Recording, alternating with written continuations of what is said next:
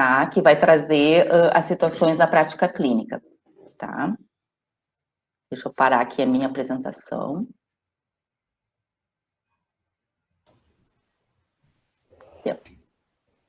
Então, nós pensamos no Comitê de Bioética e montamos duas situações clínicas, né, para ilustrar a discussão. São situações que são recortes de outras tantas, né, que a gente já atendeu em consultoria da bioética no hospital.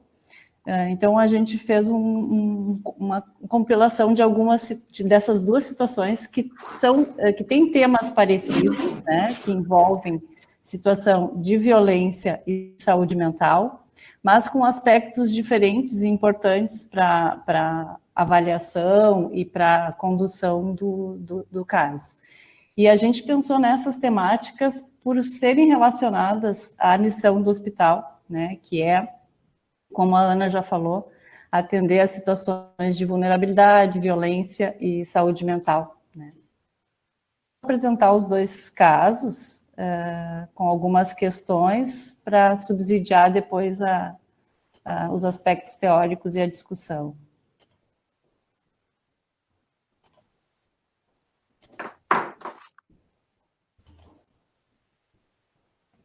Dá para ver a tela?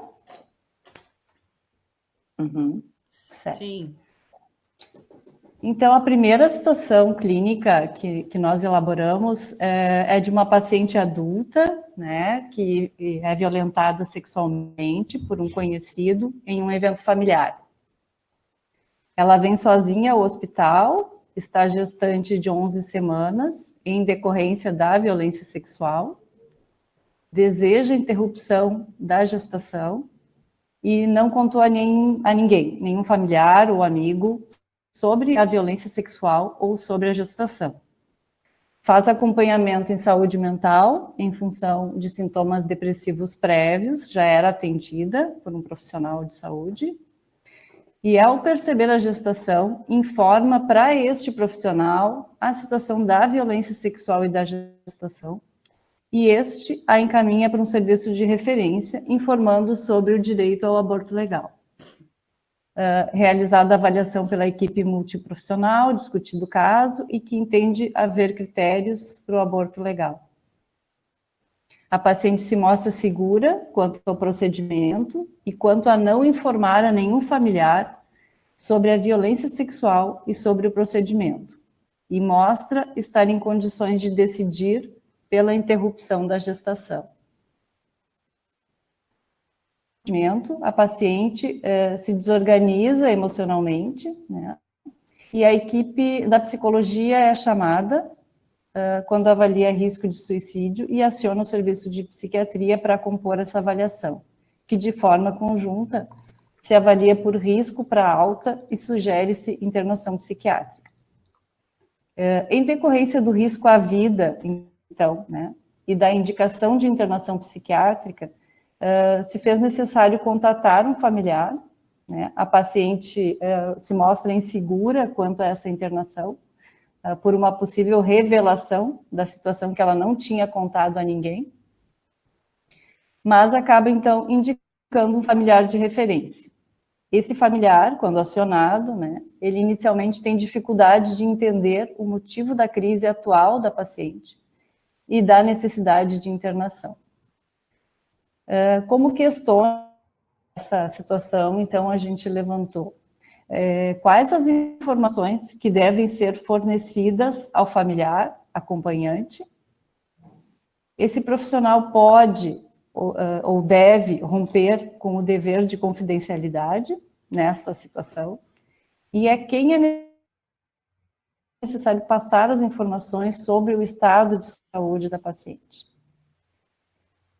Nessa situação, a gente entendeu, assim, como resolução da situação, poder reassegurar para a paciente a manutenção da privacidade das informações possíveis para o seu cuidado, né? Tem o cuidado em saúde e tem o que é possível manter em privacidade. Então, uma conduta adequada ao caso, uma conduta possível, seria que informações, né, passar apenas informações sobre o estado de saúde mental, risco de suicídio ao familiar, e manter o dever de confidencialidade quanto ao procedimento, né, ao aborto legal, nesse caso, realizado, respeitando a vontade da paciente. E o dever de confidencialidade, ele pode ser rompido em algumas situações, como na situação de risco à vida. E nesta situação, por exemplo, as informações deveriam ser repassadas ao familiar que a paciente designou, porque ela designou um familiar, então, respeitando inicialmente essa vontade da paciente. O caso seguinte, a situação seguinte, é uma situação de uma paciente adulta jovem, que tem um outro elemento, que é uma deficiência intelectual moderada, né, inferida na avaliação psiquiátrica. Ela teria vindo, então, encaminhada de outro hospital e já chega com 20 semanas de gestação por violência sexual. A família descobre a gestação por ter um atraso menstrual e barriga crescida. Revela que, então, familiar próximo, de 45 anos, a forçou a ter relações sexuais na frente de sua filha. Essa paciente já tinha uma filha. Resolve manter a gestação pelo tempo gestacional estar adiantado, apesar de ter tido desejo de interromper em outro momento. Os pais manifestam que podem, então, assumir a guarda ou pensam na possibilidade de uma adoção, né, mas ainda um momento muito inicial, o que estava se avaliando era manter ou não a gestação, e ela mostra ter capacidade de compreensão para a tomada de decisão quanto à manutenção da gestação, né? E com isso ela é encaminhada ao pré-natal, tendo em vista a continuidade da gestação. Em consultas do pré-natal, numa das consultas, ela refere ideação suicida, plano suicida, por sentir culpa pelos conflitos familiares. Nisso, então, o familiar é orientado sobre esses sintomas e sobre o risco, realizada a avaliação psiquiátrica e paciente internada na unidade de psiquiatria com o seu consentimento e o da sua mãe, apresentando um quadro de episódio depressivo com sintomas psicóticos. Como dados desse caso, então, a paciente não tem decisão judicial de curatela e a situação é discutida com a família e serviço social, né, durante esse período de internação e recebe benefício de prestação continuada. Após a alta, enfim, trabalhando essas questões durante a internação, ela refere aceitar essa gestação e desejar cuidar do bebê, mora com os pais e estes ficam com a guarda provisória do bebê, sendo os responsáveis legais. Uma outra questão nessa situação seria na gestação discutir-se a possibilidade de planejamento familiar, quando o paciente teria manifestado a vontade o desejo de realizar uma ligadura tubária por já ter 2 filhos, né? Os pais concordam com o procedimento que é realizado após o parto, 6 meses após o parto. E a paciente refere, ela diz querer participar e decidir sobre sua vida, e é avaliado que ela apresenta condições de decidir sobre sua saúde sexual e reprodutiva. Neste caso, a gente levantou os seguintes questionamentos. Como os profissionais da saúde devem se posicionar quanto à privacidade e confidencialidade em paciente incapaz ou com capacidade relativa? E o que difere quanto ao dever de confidencialidade quando é um acompanhante ou o responsável legal do paciente?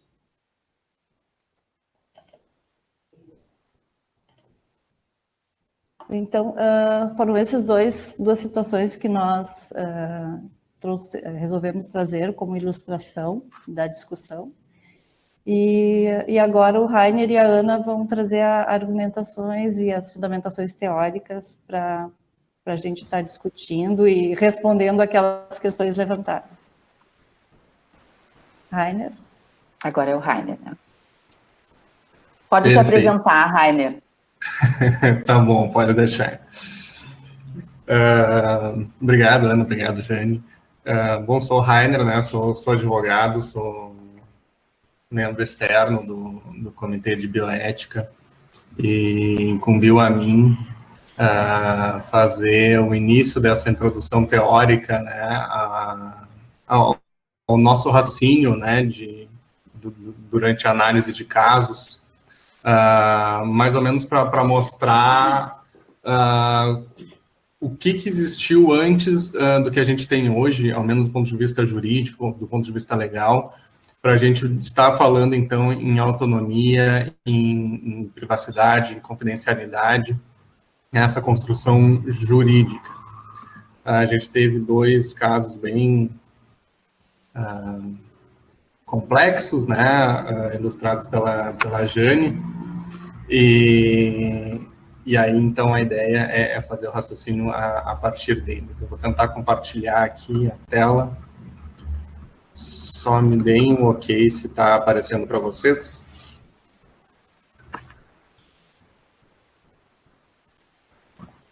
Sim. Ótimo. Então, vamos lá. Seguindo a nossa conversa, falar um pouquinho, então, sobre autonomia e capacidade civil.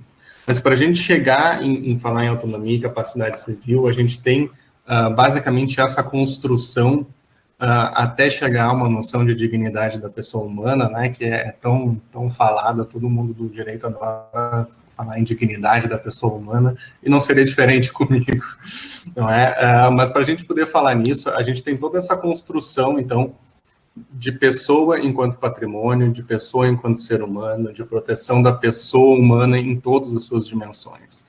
Se a gente vai buscar no direito ainda quase que embrionário, a gente tem a ideia de pessoa muito atrelada à ideia de capacidade civil, e com isso, era aquelas pessoas, o status que essa pessoa tinha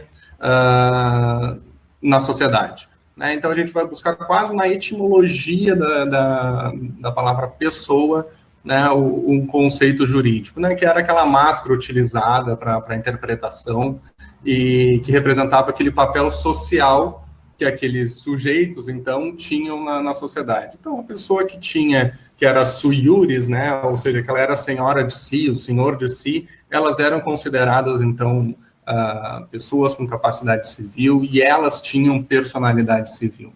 Diferente das pessoas que não tinham essa representatividade, elas não eram, então, sui iuris, elas não eram senhoras de si, senhores de si, e não tinham a ideia de capacidade civil e de personalidade civil. Então, o direito, nesse período, ele tratava muito mais com aquilo que era externo à pessoa e não com aquilo que era interno à pessoa. Isso começou a mudar, basicamente, né, essa evolução da pessoa enquanto patrimônio para uma pessoa enquanto ser humano, começou a mudar, basicamente, na Idade Média, né, com aquela evolução de sair do contexto social, e a gente começar a identificar conceitos absolutos, né, no indivíduo. Isso vai evoluindo, então, durante um período de Renascimento, durante um período de humanismo, de iluminismo europeu, até a gente chegar ali a uma filosofia kantiana, então, em que a gente vai começar a reconhecer que existem coisas, existem pessoas, e as pessoas têm dignidade e as coisas não têm dignidade. Então, a gente começa a evoluir esses conceitos, e aí a gente vai, né, conversando, dando saltos gigantescos, né, na evolução de conceitos jurídicos. A gente vai chegar ali a um período pós-guerras, né, um período pós-atrocidades das grandes guerras, e começar a ter, então, um reconhecimento de valores inerentes à pessoa. E aí a gente começa a ter, então, uma saída dessa ideia de pessoa do ponto de vista externo, para começar a focar no direito, então, voltado para a pessoa, né, e a reconhecer que existe uma pessoa humana e que ela traz consigo a sua essência. E essa pessoa humana, então, que vai ser reconhecida pelo direito, e não mais aquela pessoa que atuava na sociedade. Antes disso, existe uma pessoa humana, com essências, com valores intrínsecos a ela, e intrínsecos a todos os seres humanos. E o direito, então, vai passar a fazer o raciocínio dele voltado para essa pessoa. A gente pode ver a direção das flechas aqui, né, para conseguir significar isso. Antes um direito voltado para aquilo que a pessoa tinha e agora voltado para aquilo que a pessoa é. Aqui, então, quando a gente fala naquilo que a pessoa tinha, a pessoa enquanto patrimônio, é quando a gente começa a ver, por exemplo, até um período muito próximo da gente, em que existia, por exemplo, situações de incapacidade civil da mulher, né, porque o homem, né, o pai de família, depois o marido, que eram senhores de si, eles é que tinham, então, o patrimônio, eles que eram dotados de personalidade civil e de capacidade civil, enquanto a mulher, que se sujeitava ao homem nesse período, não tinha isso. Então, a gente começa a ver essa mudança de valores a partir do momento que a gente tem uma evolução de interpretação, uma evolução de sistemática, de teorias, né, e de aceitação, de reconhecer, do direito a reconhecer como centro a pessoa humana. Aqui eu me arrisquei, né, já que nosso público é da saúde, eu me arrisquei em algo que eu não deveria me arriscar, acredito eu, que é trazer uma célula. Eu acho que é uma célula humana, ao menos tem um complexo de Golgi aqui, que pelo que eu me lembro, eu já estudei isso alguma vez. Mas a ideia aqui é mostrar, então, né, eu imagino o direito, o mundo jurídico hoje, mais ou menos como uma célula, né, em que a gente tem uma membrana celular externa e que qualquer coisa que vai entrar nessa célula tem que ultrapassar essa membrana. A gente tem aqui várias flechinhas tentando entrar nessa célula. O mundo jurídico, ele é basicamente isto, em que a gente vai ter várias teorias, várias legislações, vários dispositivos legais que vão compondo este mundo jurídico, mas para entrar no mundo jurídico tem que passar por uma capa que envolve este mundo jurídico. E qual é essa capa? Tal qual a membrana celular que a gente tem aqui, a gente vai ter uma capa que é a capa da dignidade, e da dignidade da pessoa humana, né? Então, se eu tivesse que transformar essa membrana celular em alguma outra expressão, eu transformaria ela em dignidade da pessoa humana.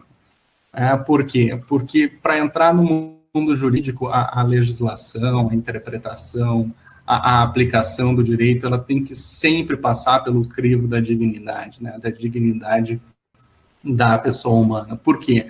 Porque hoje é ela o centro de raciocínio jurídico, né? É onde gravita o direito. Se a gente vai ver na nossa Constituição, está lá no artigo 1º como princípio fundamental da Constituição da República Federativa do Brasil, a dignidade da pessoa humana é princípio fundamental. Então, qualquer coisa que vai entrar no nosso mundo jurídico, né, na nossa célula, nossa membrana celular, tem que passar por esse crivo.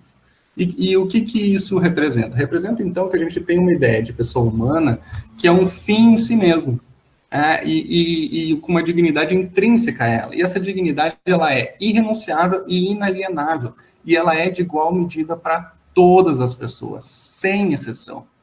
Se existe algum ponto do direito que a gente pode dizer não tem exceção, esse ponto é aqui, não tem exceção, nenhuma exceção. Né? Então, a gente vai evoluindo lá para um direito, então, as políticas públicas, elas têm que promover e proteger a dignidade da pessoa humana, porque somente com a dignidade, né, da pessoa humana, somente no exercício dessa dignidade, em que a gente vai poder falar em autonomia e autodeterminação na vida civil. Se a gente não tem dignidade, a gente não vai ter autonomia, a gente não vai ter autodeterminação. Assim como a liberdade, e ao menos a potencialidade da liberdade, é onde vai gravitar, é onde vai repousar a dignidade da pessoa humana.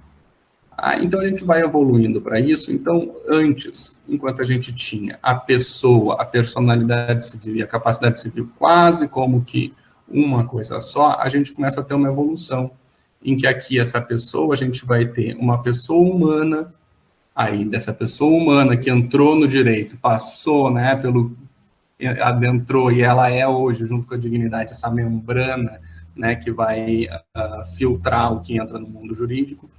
A partir disso, a gente tem a personalidade civil.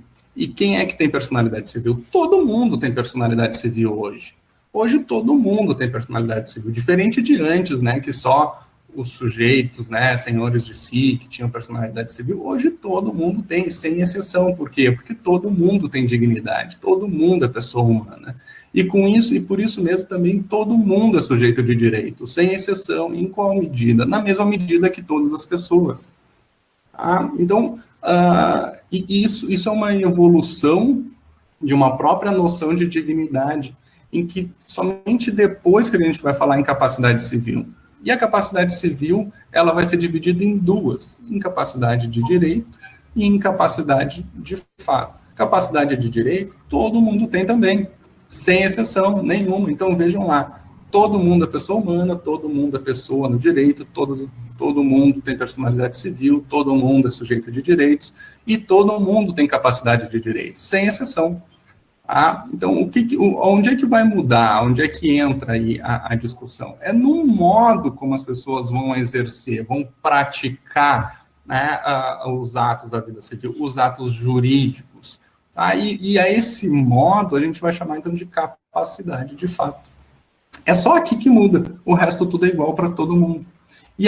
Mas muda de qual maneira? Primeiro, todo mundo tem a presunção de que é capaz de fato. Se presume que todas as pessoas são capazes de fato, exceto que exista uma decisão judicial em que diga que aquela pessoa não é capaz de fato, e aí ela vai ser considerada incapaz do ponto de vista civil, em que a gente reduz a chamar de incapaz, né? Incapacidades. Mas essa incapacidade afeta o quê? Somente a capacidade civil, somente o modo como ela vai praticar os atos.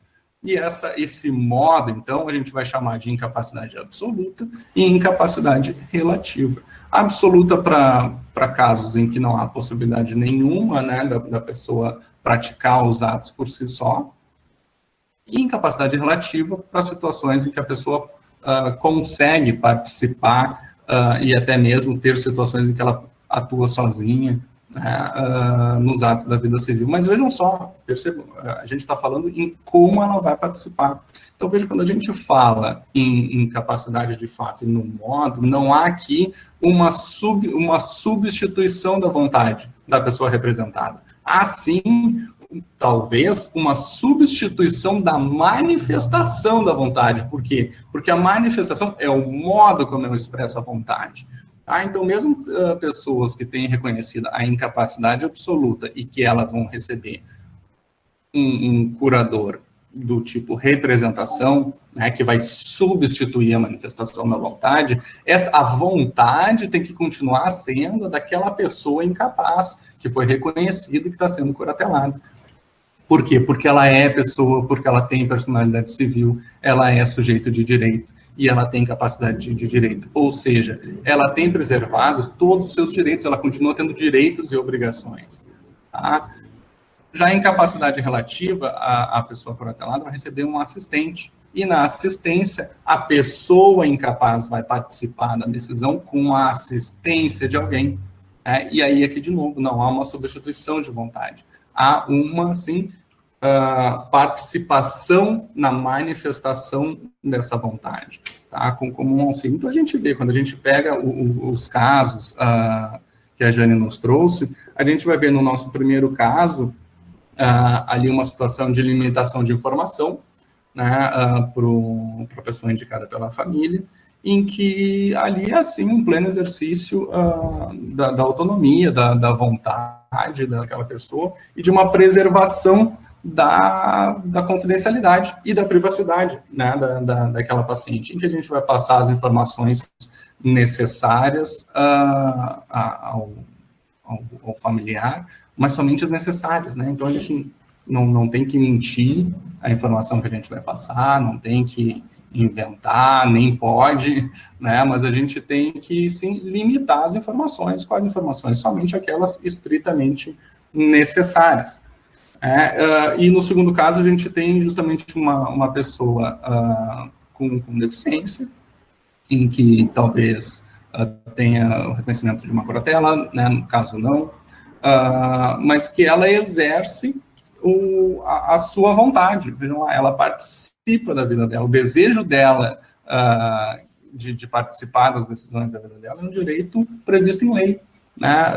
Um direito constitucional, um direito inerente ao seu status de pessoa, né? E em que ali a gente ainda pode evoluir para uma ideia de capacidade para consentir, de capacidade civil, a relação entre uma e outra, né? Então, a gente vê toda essa construção que a gente teve para chegar até hoje, ela vem justamente de um reconhecimento de que todas as pessoas são iguais em sua essência, são pessoas humanas com valores inerentes a ela, e desses valores são decorrentes dos direitos de personalidade civil que todas as pessoas têm em igual medida.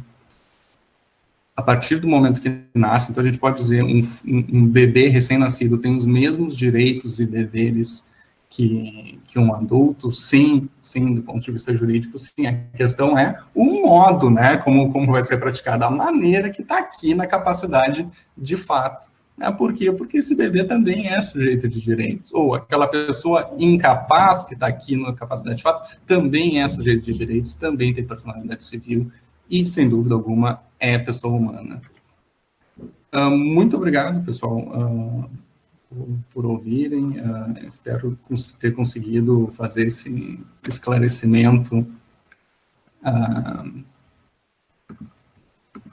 introdutório do nosso referencial, né, do nosso raciocínio, ao menos do ponto de vista jurídico, e agora a Ana vai avançar nessa discussão, então, entrando para falar dessa ideia de confidencialidade e de privacidade, que são decorrentes justamente dessa ideia de pessoa humana, de personalidade civil, de sujeito de direitos, né, do ponto de vista jurídico, a privacidade e a confidencialidade são direitos, né, e deveres que estão dentro